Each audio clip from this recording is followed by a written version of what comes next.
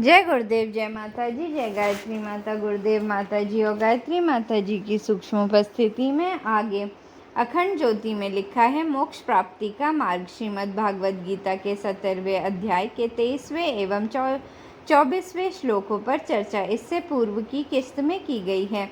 इस श्लोक में श्री भगवान कहते हैं कि ओम तत्सत इन 3 प्रकार के नामों से जिन परमात्मा का संकेत किया जाता है, उसी परमात्मा से सृष्टि के आदि में वेदों तथा ब्राह्मणों की रचना हुई है और इसलिए वैदिक सिद्धांतों को मानने वाले पुरुषों की शास्त्र विधि के से नित्य यज्ञ, दान और तप रूप क्रियाएं ओम इस परमात्मा के नाम का उच्चारण करके ही आरंभ होती है। इस श्लोक में भगवान श्री कृष्ण कहते हैं कि वह शुद्ध चैतन्य, निर्विकार, शाश्वत चैतन्य सत्ता जिसे हम परमात्मा के नाम से जानते एवं पुकारते हैं, वे परमात्मा ओम, तत् एवं सत इन 3 नामों से जाने जाते हैं। जब होम, संस्कार आदि संपूर्ण क्रियाओं की सफलता का आधार ये ही 3 नाम हैं, इसमें कोई संदेह नहीं है। वे कहते हैं कि यह भी कारण है कि वेदों को और वैदिक सिद्धांतों को मानने वालों के लिए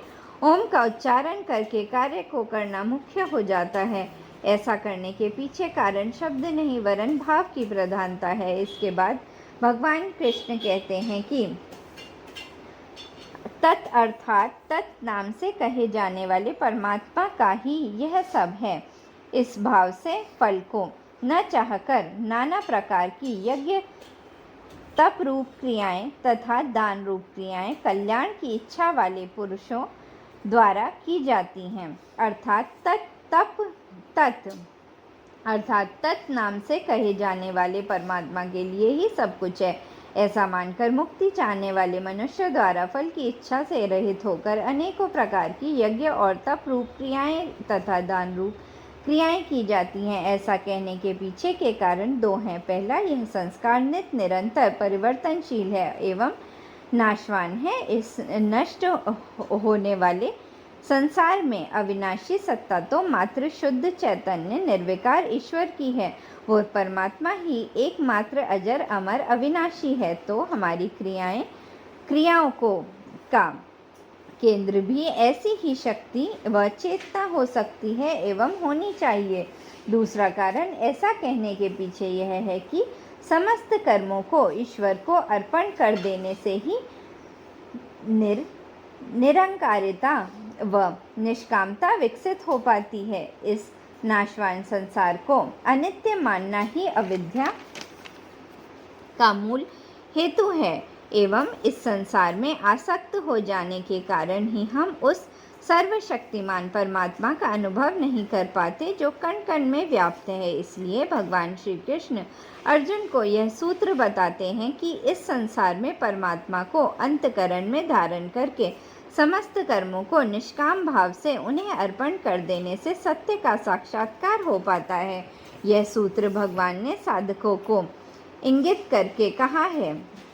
इस सूत्र में 3 प्रमुख बातें हैं। ओम अर्थात परमात्मा, तत् अर्थात परमात्मा का निष्काम भाव से फल की आशा को त्याग कर एवं सत अर्थात कर्म किए जाएं। इस तरह ये तीनों शब्द परस्पर गुथे हुए हैं और साथ साथ मिलकर यह संदेश देते हैं कि संसार रूपी दुखों के मूल से सदा सर्वदा के लिए मुक्त होने का आधार ये ही 3 सूत्र हैं। श्री भगवान इस सूत्र में कहते हैं कि मोक्ष कांक्षी भी अर्थात ऐसा उनको करना चाहिए जो मोक्ष की इच्छा रखते हों, जो संसार की सांसारिक वस्तुओं की प्राप्ति की आकांक्षा रखें, उनके लिए यह पथ नहीं है।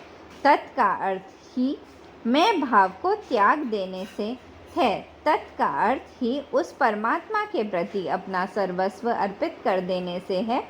तो ऐसा वह ही कर सकता है जिसने मोक्ष की कामना धारण कर ली हो। ऐसे लोगों के लिए क्रियाओं को करने का आध्यात्मिक आधार निष्कामता हो जाता है। इसलिए भगवान इस श्लोक में कहते हैं कि फलम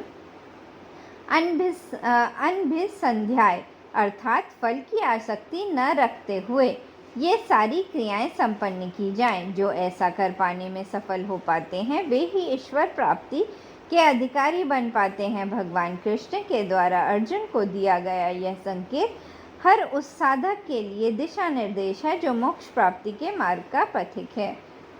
जय गुरुदेव, जय माता जी।